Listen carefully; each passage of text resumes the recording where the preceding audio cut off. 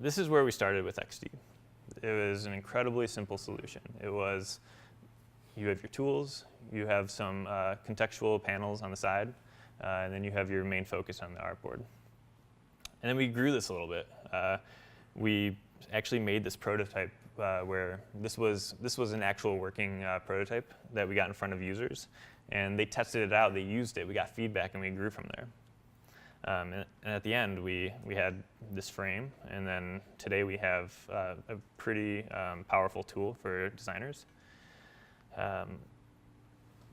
So now that you know a little bit about XD and what it does, I kind of want to talk to you about how you can remove a little bit of the friction in prototyping and the process.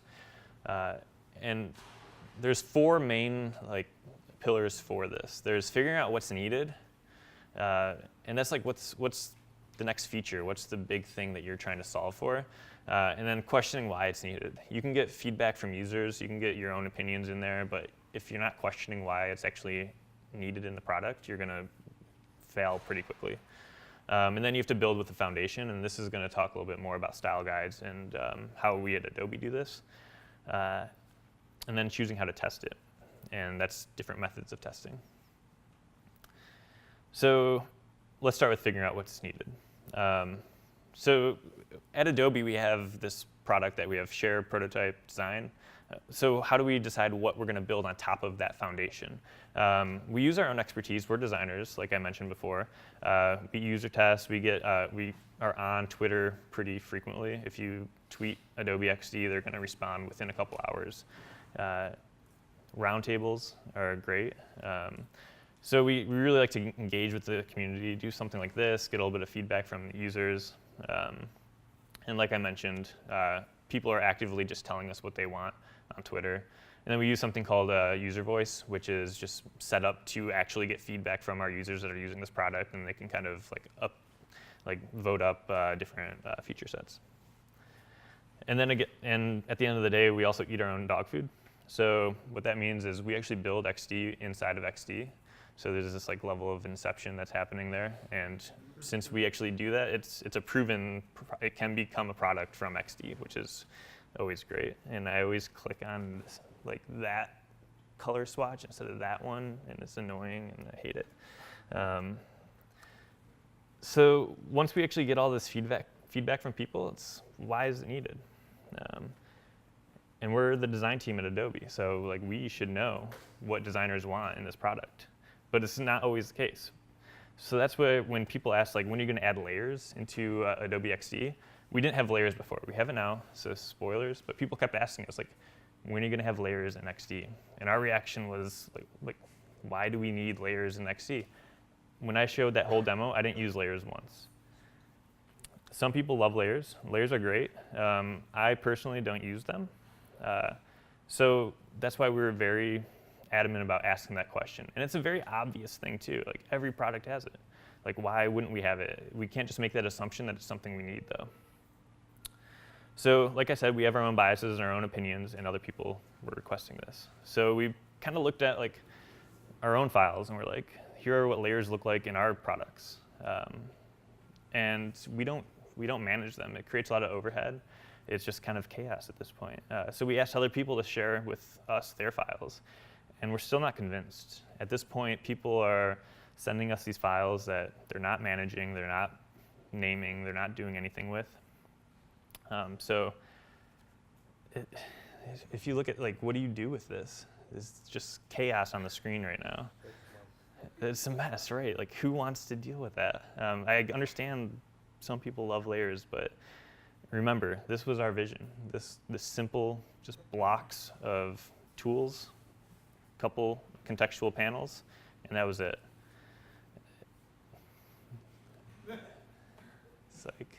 It's I don't understand it. So we had to step back and kind of say why are people using this? Why are people so adamant about having this in our product? So we did take a step back, and we kind of looked through what people were using this for, and it was just yeah, that's a lot of things. That's a lot of reasons why we need this, and maybe we should take a better look at this. And we did notice that our main problem was that layers weren't smart enough. So that was our next question, like what if we made layers smarter? So this was actually a prototype. I don't know if it's playing. Oh, there we go. So as you can see on the right side, layers are usually pretty static. You have to open it up, go in, drill in, find what you're looking for, and then asset level. But we kind of asked ourselves, like, oh, what if I select something and it's only exposing the relevant information? This was great. It was a great thing to explore and prototype, and this is why prototyping was so important. We're like, we're onto something with this. But this was a little bit too far. We took it a little bit too far and made it too simple. So layers in XD now kind of is a mix between what people are used to and what we kind of envisioned. And that was your standard layer list. But when I select an element on the artboard, it's going to only expose layers on that artboard. And when I dig into something, it's going to dig into that folder as well. So everything is really contextual. It gets the things that I don't need out of the way, and it allows people to lock layers and rename them, customize everything about it. And that's all great, and these are how we build features and we validate features through prototyping. But a really important part of that is building with a foundation. And at Adobe, we use a system called Spectrum, and that's our design language. And the Spectrum team is responsible for creating icons. They're responsible for just the smallest elements of a UI that I'm going to use. And what's really important about this is I can just take from them and I can just use it like Legos and build this product really quick, and I don't have to worry about a lot of things. So they're also responsible with like how big text is going to be for like legibility, readability, accessibility. And I don't have to worry about these things as a designer, so I can quickly move through my prototypes fast. And just the smallest level of detail too. You can see these little animations that kind of go in and out. This is finesse that I don't have to worry about. It's a really simple language, just a circle with lines, and it communicates really well. It's an incredible team. If you think about Photoshop, we have over 1,000 icons in Photoshop, and they're responsible for maintaining just all the icons, and that's one product. So choosing how to test it. Like I said, we don't always make the right decisions.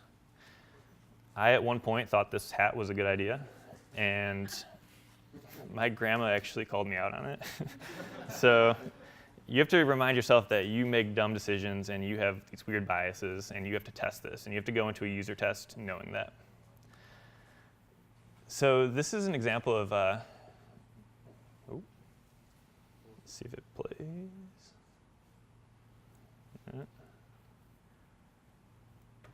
My videos, oh, there it goes, okay. So this is what paper prototyping is.